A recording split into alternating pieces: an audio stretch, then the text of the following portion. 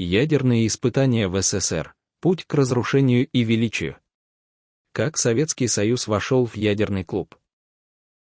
29 августа 1949 года в глухих казахских степях разразился первый в истории СССР ядерный взрыв. Это событие потрясло весь мир, особенно Соединенные Штаты, которые до этого момента считали себя единственной страной, обладающей атомным оружием. Советский Союз показал, что способен конкурировать на равных в самой разрушительной гонке века. Однако этот успех был добыт не только трудом ученых, но и огромными человеческими жертвами, суровой секретностью и страхом перед возможной неудачей. Советские ученые, среди которых ключевые фигуры, такие как Курчатов и Сахаров, работали в условиях строгой конфиденциальности, не имея полной картины происходящего.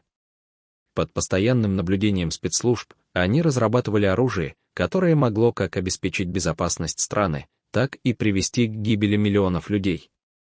Ведь в случае провала СССР рисковал остаться беззащитным перед возможной ядерной атакой США. Главным испытательным полигоном стал Семипалатинск, расположенный в Казахстане. Здесь в период с 1949 по 1989 год прогремели 468 взрывов, которые навсегда изменили судьбы тысяч людей.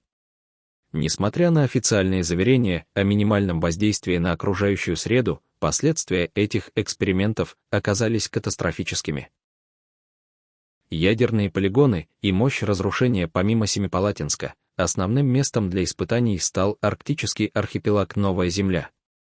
Именно здесь в 1961 году была испытана знаменитая «Царь-бомба», самое мощное ядерное устройство, взорванное в истории человечества.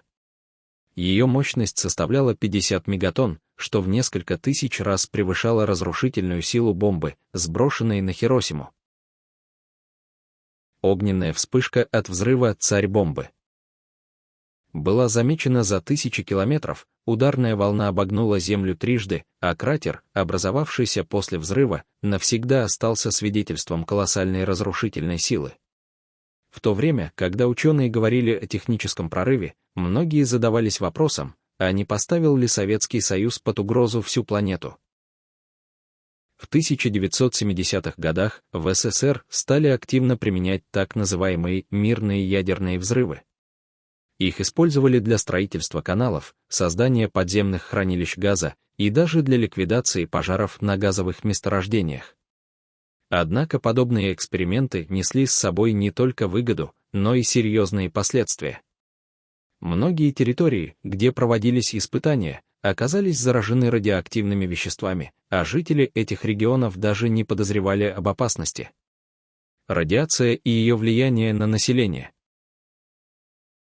Сотни тысяч людей, проживавших вблизи Семипалатинского полигона, стали невольными жертвами ядерных испытаний.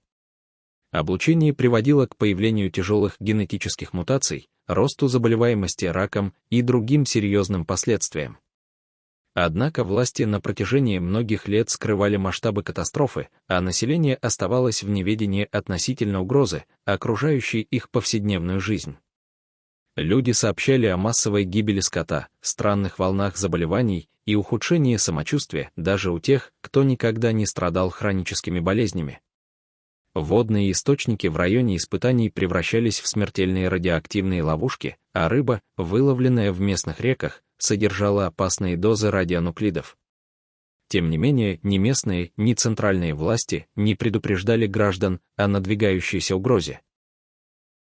Спустя десятилетия рождаемость в этих районах начала стремительно снижаться, а врожденные патологии и тяжелые формы онкологии становились все более распространенными.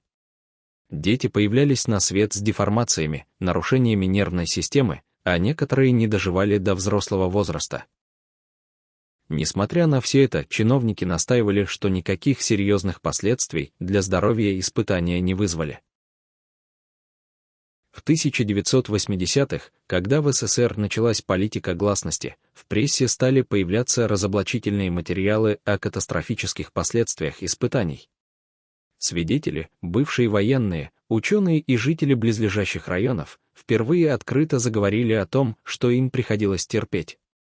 в Казахстане вспыхнули массовые протесты, вылившиеся в движение Невада, Семипалатинск, которое добивалось полного прекращения ядерных испытаний.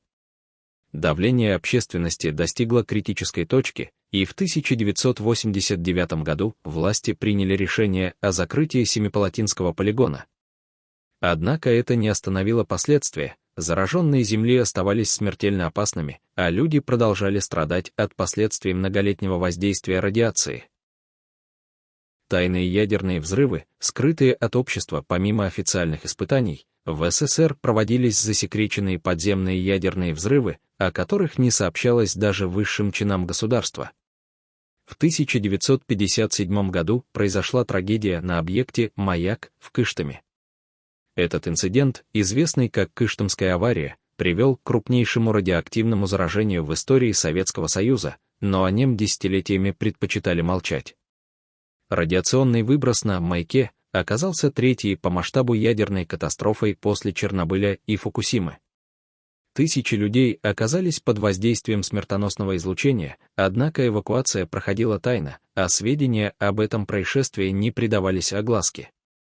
Только спустя годы стало известно о чудовищных последствиях аварии, онкологические заболевания, поражение внутренних органов и мутации передавались следующим поколениям.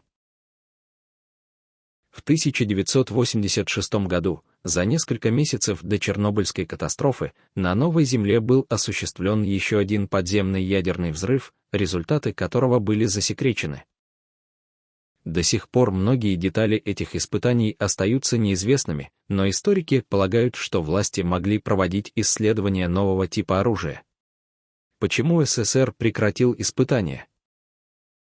К 1990 году международное давление, экологические последствия и протесты общественности привели к подписанию соглашений о запрете ядерных испытаний. Однако даже после их прекращения наследие ядерной программы продолжает сказываться на экологии и здоровье людей. Заключение. История советских ядерных испытаний — это одновременно научный триумф и огромная трагедия. Это эпоха великих открытий, но также и бесчисленных человеческих жертв, о которых долгое время запрещалось говорить. Сегодня мы изучаем эти события без цензуры, но так ли далеко простираются их последствия? Возможно, мир еще не узнал всей правды. Мы помним, чтобы не повторять. Ядерные испытания в СССР. Путь к разрушению и величию. Как Советский Союз вошел в ядерный клуб. 29 августа 1949 года в глухих казахских степях разразился первый в истории СССР ядерный взрыв. Это событие потрясло весь мир, особенно Соединенные Штаты, которые до этого момента считали себя единственной страной, обладающей атомным оружием. Советский Союз показал, что способен конкурировать